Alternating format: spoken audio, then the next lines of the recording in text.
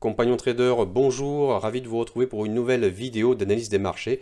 Juste une petite parenthèse pour vous présenter la cathédrale du Christ Saint-Sauveur, une cathédrale qui a été construite, édifiée au 19e siècle, qui a été complètement rasée en fait sous Staline en 1930. Alors on dirait qu'elle est dans son jus initial, pas du tout, parce qu'elle a été reconstruite 60 ans plus tard, je crois en 95. Et juste pour la petite anecdote, une anecdote que m'a racontée ma femme, quand elle a été détruite sous Staline, à la place ils ont construit une énorme piscine, et donc je vais vous montrer une photo ici de cette fameuse piscine en plein air, voilà, à ciel ouvert, et également une piscine qui fonctionnait l'hiver, voilà, l'hiver par -20, -30, eh bien on pouvait aller s'y baigner, piscine assez originale. Allez, on va passer à présent à l'analyse des marchés. Juste avant de commencer, n'hésitez pas à vous abonner à la chaîne si c'est bien la première fois que vous regardez mes analyses marchés ou mes vidéos de tuto qui vont bientôt reprendre là, dès que j'aurai un petit peu plus de temps. N'hésitez pas à mettre des commentaires pour me suggérer vos idées ou également à me laisser un like. Donc, le petit contexte de marché, vous le savez, en fait, cette semaine a été drivé principalement par la Fed. La Fed qui n'a pas réaugmenté ses taux, donc on est toujours à 0,25% de taux. Malgré cela, on a eu un discours de Jérôme Powell, le président de la Réserve fédérale américaine, assez, je dirais assez strict, avec la ferme intention, donc cette année en 2022, de réaugmenter les taux plusieurs fois pour contrer finalement la politique inflationniste. À côté de ça, vous avez évidemment la situation sanitaire qui est assez inégale suivant les pays, qui peut jouer forcément, et également la situation actuelle en Ukraine, qui est devenue finalement un terrain de discussion entre la Russie et les États-Unis. Alors, pas d'inquiétude pour l'instant sur ce front-là, même si on entend à droite à gauche dans les journaux occidentaux beaucoup d'inquiétudes par rapport à un risque d'invasion. Personnellement, comme je l'ai dit la semaine dernière, moi je n'y crois pas. Alors je ne suis pas Madame Irma et la géopolitique n'est pas ma spécialité, mais je ne crois absolument pas à une invasion. Encore une fois, c'est comme on le dit aux échecs, une menace est plus forte que son exécution. Et donc c'est pareil avec l'Ukraine, notamment, surtout en fait entre les États-Unis et l'OTAN versus la Russie, qui chacun marque leur territoire. Revenons du coup au marché. On a eu une semaine de rebond en fait. Si on n'avait pas eu ce rebond vendredi, j'aurais pas dit la semaine de rebond, mais c'était une semaine, disons, de stabilisation avec un rebond vendredi. Et ça se voit sur le graphique. Alors on va tout d'abord positionner l'indicateur, enfin pardon, la ligne verticale sur voilà, vendredi. On va un petit peu zoomer. Donc on a eu quand même une très très jolie baisse, hein. Ça je l'avais déjà noté la semaine dernière, et cette semaine c'était voilà, une magnifique semaine de tentatives de rebond qui a réussi, qui a échoué en fait tous les jours. On a eu des marchés assez difficiles à trader globalement, en intraday je veux dire, en scalping ça va, mais en intraday ou même sur du long terme c'est assez difficile puisque bah, vous avez des personnes qui vont commencer à se placer ici pour acheter le marché, se décourager là, etc. C'est ce que les bougies nous enseignent.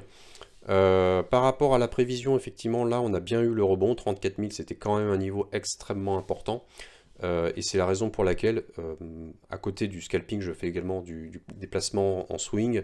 C'est également la raison pour laquelle je suis rentré en swing sur plusieurs actifs, notamment le Dow Jones, le Nasdaq aussi.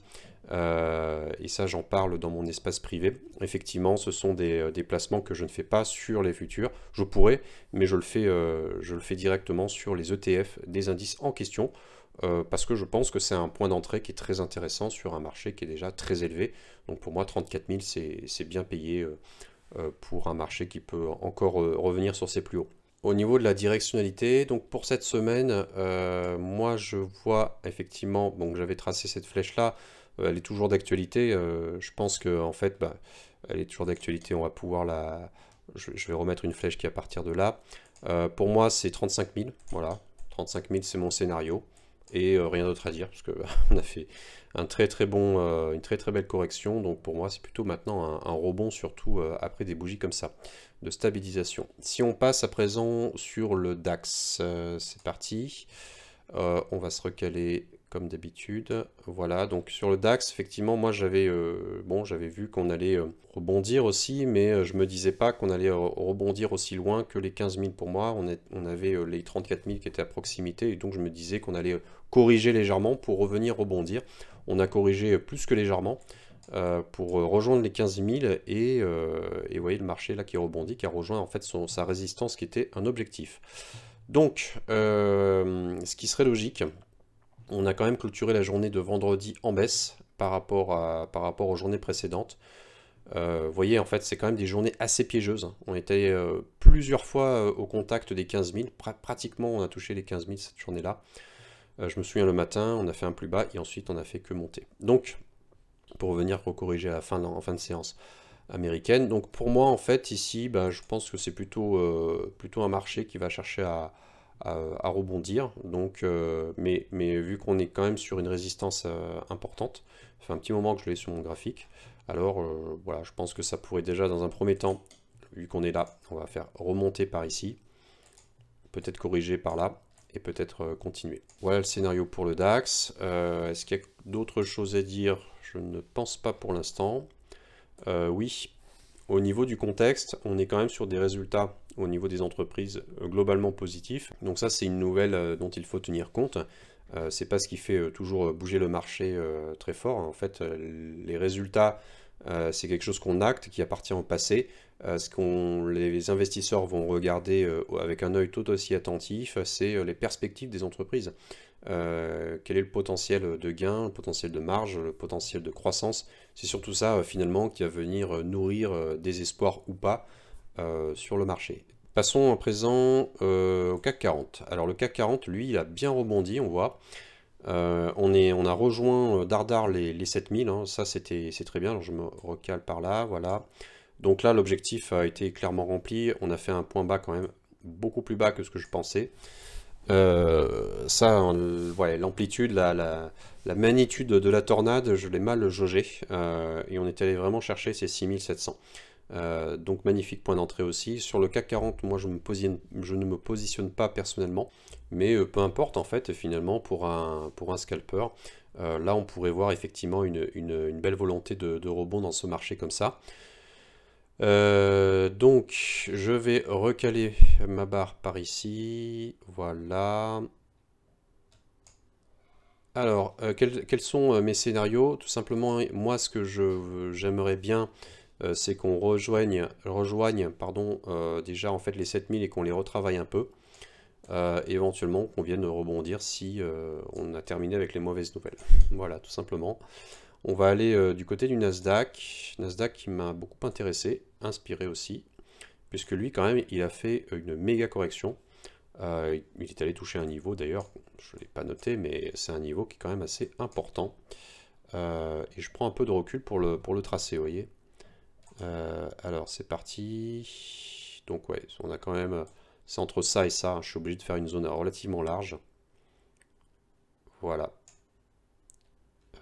Je pense que c'est à peu près ce que je veux faire. Peut-être la réduire un tout petit peu comme ça, voilà.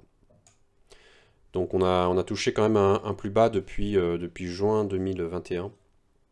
Je pense que pour cette semaine, donc on pourrait remettre une flèche par ici par exemple. Voilà, donc on a terminé vendredi en hausse. Ce serait pas impossible qu'on refasse encore un semblant de reconsolidation pour ensuite rebondir de nouveau. Voilà.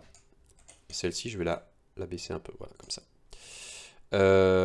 Ça peut vraiment rebondir très rapidement comme ici, mais là en fait on avait eu une petite baisse par rapport à celle-ci, hein, évidemment.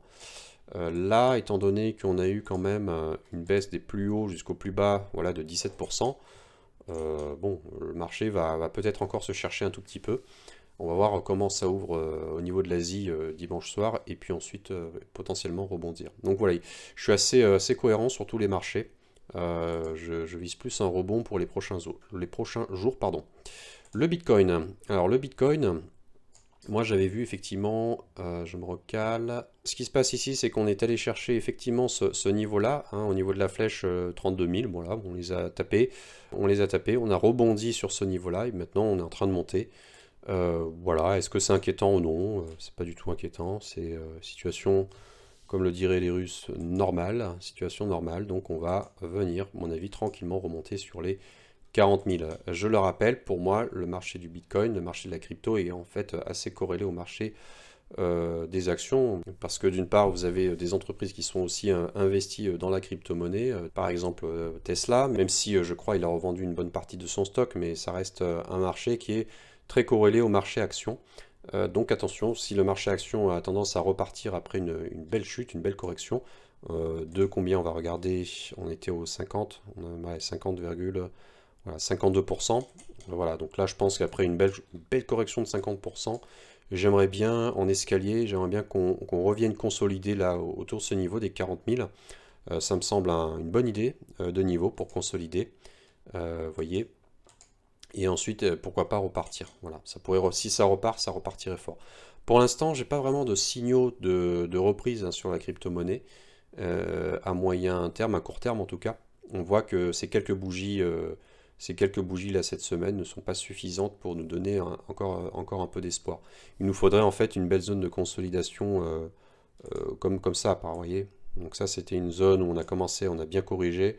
On est resté un petit moment, je ne sais pas si vous vous souvenez, et puis ensuite on a cassé cette box là par le haut, etc. Donc là, j'espère que ça fera quelque chose dans ce sens-là prochainement. Mais là, il faut effectivement que le prix maintenant reconsolide, retravaille, avant d'éventuellement envisager une poursuite du travail de la hausse. Pour l'instant, donc moi, je reste toujours aussi, en tout cas, sur du long terme. Alors, il restait un actif, c'était l'euro-dollar, mais j'abandonne parce que je suis pas, c'est pas un marché où je réussis bien sur le forex en général.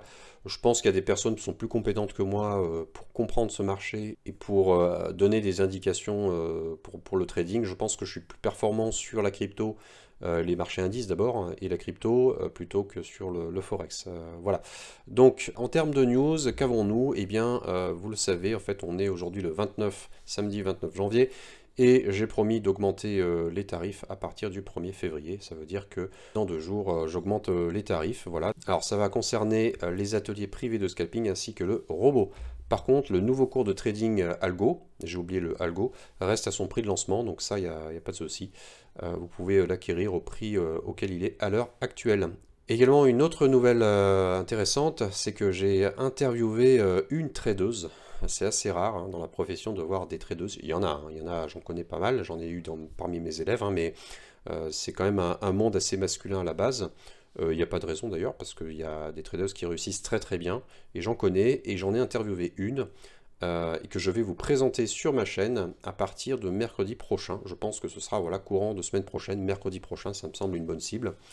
Le montage est quasiment terminé. Voilà, donc j'aurai plaisir à vous partager son parcours très atypique. En attendant, je vous souhaite un excellent samedi, un très bon week-end et je vous dis à la semaine prochaine. Ciao!